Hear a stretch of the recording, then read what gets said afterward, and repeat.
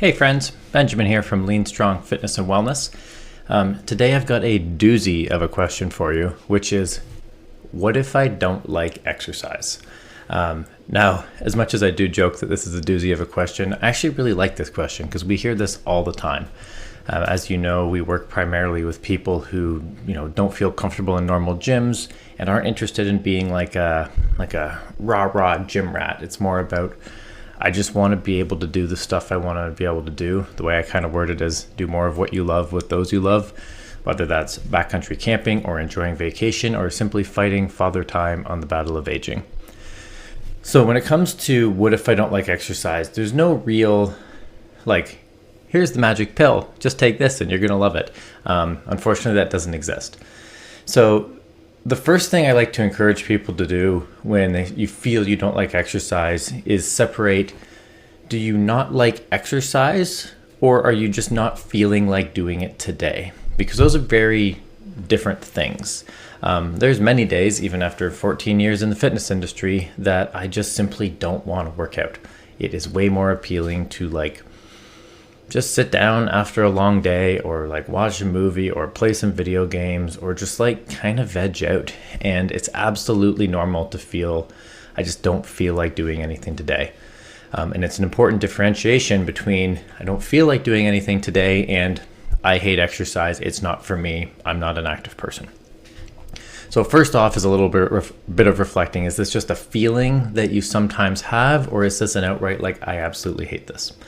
The second step on when it comes to this is reflecting on what that means to you. And what I mean by that is, digging deeper into what those feelings are and what it means to you. So if you're just not feeling like doing it some days, that's normal. As we've talked about before, motivation is a feeling. Feelings are fleeting. Sometimes we feel happy, sometimes we feel sad, sometimes we feel tired, sometimes we feel joy, sometimes we feel love. And our feelings are real to us, but they are just like states of emotion that come and go. And one of the jokes I like to make with a lot of the clients I'm worked with is you generally don't want to make decisions at an absolute high or an absolute low. If you're feeling down for a couple days, you might not want to quit your job because of that, because it might be long-term, something you regret. And on the same time, if you're having the best day of your life, you also might not want to buy a Lamborghini because you might also regret that down the line. So there's something to be acknowledged with. A feeling is true to you, but it doesn't mean it's universally true forever. And this is a really important differentiation because that puts you back in the driver's seat.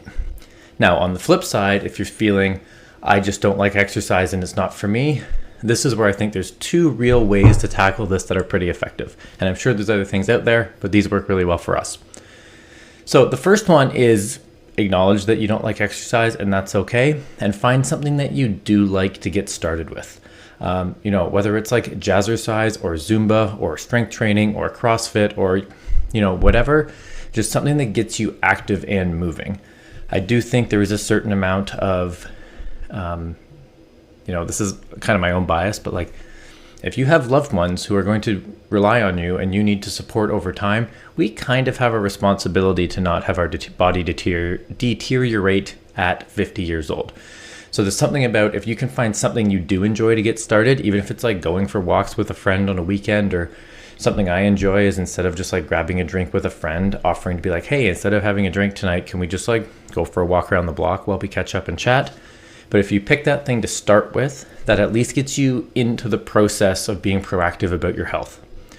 The only caveat with this is everything works, but nothing works forever. So if you start with something going for a walk once a week, and then that beautifully evolves into going for a walk 3 or 4 times a week or even every day, I want to be clear, that's really good activity, but it's not going to replace structured strength training, core training, and mobility. There's things that you just can't get from certain places. It's the same way, you can't just eat exclusively one food, and if you eat enough of it, that makes up for not getting other nutrients and minerals and stuff like that. There does come a point where you do need to be a little bit more strategic, but I love this as a starting place because we don't want anyone to feel oh, I hate this every single time they come in. Start with something you like and work your way towards something that you might need to do later, knowing that there might need to be a little bit of change. So that's option one. Start with something you do enjoy, and it might take a little bit of experimentation. The second thing is really get clear on what your goals are and what they mean to you. Obviously, we all have our own version of our goals and our own biases, and some people feel they don't have goals, and that's totally fine too. But if you can really spend some time doing some like visioning work and goal setting, what I like to do is do like 10 minutes each. Vision, what do you want your ideal life to look like in 5 years? Spend 10 minutes on that. And that's everything. How much money do you have? Where are you vacationing? What are the activities you do on a regular basis? What time do you wake up in the morning? Who do you spend your time with? Like pen to paper and just write for 10 minutes. Let it flow. There is no real right or wrong way to do this. Then take a quick break. And then the second step is write your ideal life in 1 year. And you can now be a little bit more specific. Because you might, instead of being like, we want a vacation twice a year, in 1 year you might be like, hey, I want to go to Germany for 2 weeks. But same idea, pen to paper, write everything about your ideal life for the next year. Then take a quick break. And the third step is then write down what are the things that need to happen between where you are now and that 1 year vision. So for instance, if I'm using the Germany example because me and my wife want to go to Germany because she's German. If we want to go to Germany and do a whole bunch of walking tours and go see castles and explore and do awesome stuff, like I'm probably going to need to be in relatively good physical shape in order to do that. Same way that if I want to have, a certain amount of money or move houses or have different relationships, there's going to be things I need to write down that are obstacles in the way or skills I need to build or things I need to address that are going to help me go from point A, where I am now, to point B, where I want to go a year from now. And the entire goal of this exercise is to really get clear on like, why are these things so important to me? If you've got a really clear vision for what you want your life to look like in a year, and granted, this does take some practice, so if your first go around isn't perfect, you're doing just fine.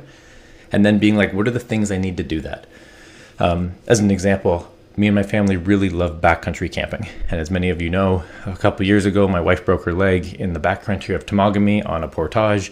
We had to call in orange choppers with a sat phone. Choppers came in. She had to get drugged up. We had to, for the pain, her lower leg was basically shattered. We had to canoe her out to the helicopter, and then we still had to get friggin' home. And it was me, my son, my dog, and our friends catches in a helicopter off to Sudbury. Like almost worst case scenario for what you can imagine happens on a backcountry camping trip.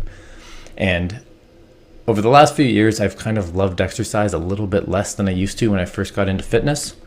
And my main motivator for exercising, even before that trip, was when I go backcountry camping, I need to carry my shit. I also need to carry the canoe, and very likely I'm going to need to carry my son's shit too, because when he started camping with us, he was 6 or 7, and it's difficult to get a 7-year-old to carry their own gear through a portage. So I had to be ready for that. So I trained in a way that would make me ready for backcountry camping.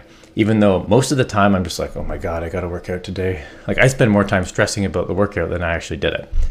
Now, I'm really glad that I was in shape, because after that, now my main motivator is I need to make sure that I can carry the canoe, carry my stuff, carry my son's stuff, and be ready in case the shit hits the fan.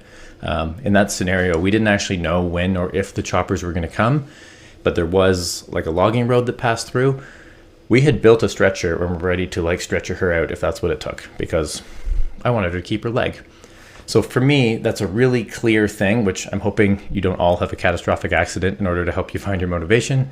But that was a really clear reason for me of like, this is why I have to freaking exercise. And when you get really clear on your goals through the visioning exercise of 5 year, 1 year, and then the skills, obstacles, and things you need to address, then it's not about do I like or not like exercise. It becomes, this is a thing that's important to me, and here's things I need to do about it. Because the reality in life is we're not going to love everything we do, and that's totally fine. Every meal we have is not going to be the best meal we've ever had. We don't like always love going to bed at a reasonable hour in order to wake up in time to maximize our next day. We're not going to love sitting in traffic. There's all sorts of things that aren't going to be perfect. So it's kind of okay if you don't like exercise. And I'd argue, despite what social media shows, which is why I'm hoping to shed a little bit of light of what goes on behind the scenes, is most people don't actually like exercise.